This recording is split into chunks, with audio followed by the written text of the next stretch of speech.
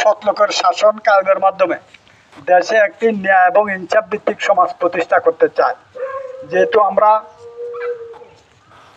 আল্লাহর পক্ষ থেকে এসেছি, জমিন আল্লাহর, সৃষ্টি আল্লাহর, সুতরাং আইনে চলার কথা ছিল আল্লাহর, কিন্তু আজকে সেই আইন আমরা মানুষের আইন দিয়ে চলার কারণে আমাদের দেশের দুর্নীতি, রাহাজানি, খুন খারাপি দেশ একটা অস্থিতিশীল পরিবেশে বিরাজ করছে।